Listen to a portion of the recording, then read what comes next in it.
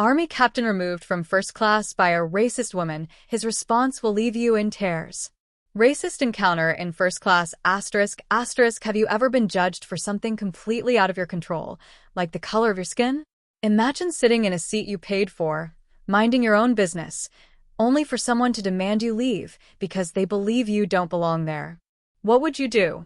This is the shocking story of a man who faced that exact situation, and how he responded will leave you speechless. It was a quiet Tuesday morning, and the bustling sounds of the airport echoed through the terminal. Among the travelers boarding a flight from New York to Los Angeles was Captain David Alexander, a proud African-American man and a decorated Army officer. David had just returned from an overseas mission and was finally taking a much-needed vacation. As he stepped into the first-class cabin, his uniform crisp and his medals gleaming, he quietly settled into his window seat. While David gazed out at the tarmac, a woman in her early 30s entered the cabin. Her designer handbag dangled from one hand, and a scowl was etched across her face. Her name was Barbara Turner, the wife of a prominent politician.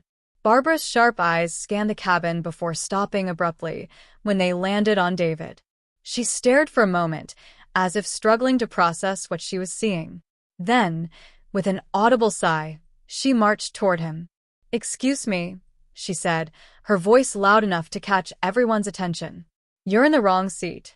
This is first class." David turned to her, calm and polite. "I know, ma'am. This is my seat," he replied, holding out his boarding pass with a smile. But Barbara wasn't satisfied. "There's no way you belong here," she snapped, her tone dripping with disdain. "People like you should be in economy, or better yet, you shouldn't even be on this flight." A hush fell over the cabin as passengers turned to watch the unfolding scene. David felt the weight of their stares, but maintained his composure. "Ma'am, I assure you, I paid for this seat, just as you did." Barbara's face turned red with anger. "I don't care who you think you are," she spat. "You need to move. I won't sit next to someone like you. This is America, not Africa."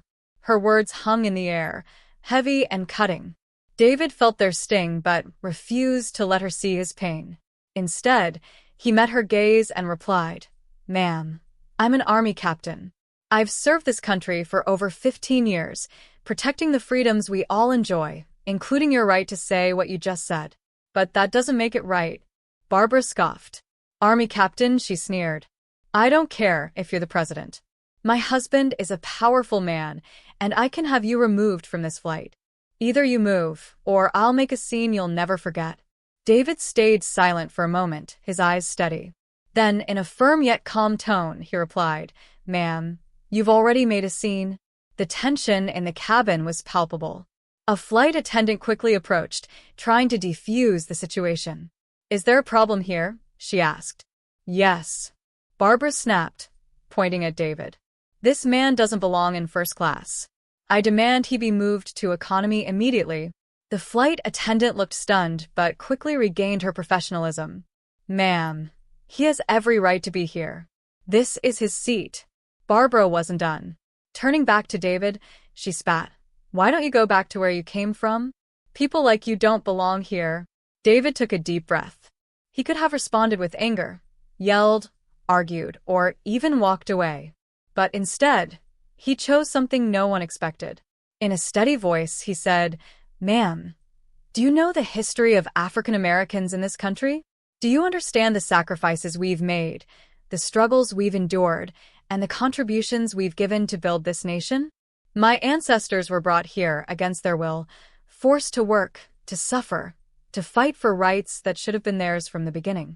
And yet, despite all of that, we've continued to serve, protect, and contribute. I wear this uniform not for myself, but for everyone, including you. Love and respect aren't reserved for people who look like you. They're for everyone. This country is at its best when we stand together, not tear each other apart. So no, ma'am, I will not move. I belong here just as much as you do." The cabin was silent. Barbara opened her mouth to respond, but before she could, a voice from across the aisle broke the quiet. "Well said, Captain," a man in a business suit declared, clapping his hands. Others joined in, their applause filling the cabin. Barbara, realizing she had lost, sank into her seat, her face pale with embarrassment. The flight attendant quietly handed her a warning card, explaining that any further outbursts would result in her removal from the flight. The rest of the journey was uneventful, but the story didn't end there. Unbeknownst to Barbara, one of the passengers had recorded the entire incident. The video quickly went viral, sparking outrage across social media. Within days, Barbara's actions were condemned by millions. Her husband released a statement distancing himself from her behavior, and the company she worked for issued a formal apology before announcing her termination. But for David, it wasn't about revenge. When asked about the incident during an interview, he simply said, "I didn't speak up to humiliate her. I spoke up because silence allows hate to grow. We need to stand up for what's right, not with anger, but with love and courage."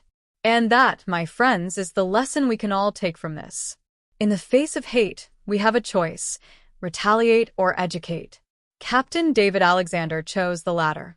In doing so, he reminded us of the power of love, respect, and unity. The next time you witness injustice, ask yourself, will you stay silent or will you stand up? If this story moved you, don't forget to like, share, and subscribe to our channel. Together, we can shine a light on stories that matter and inspire change. See you in the next video.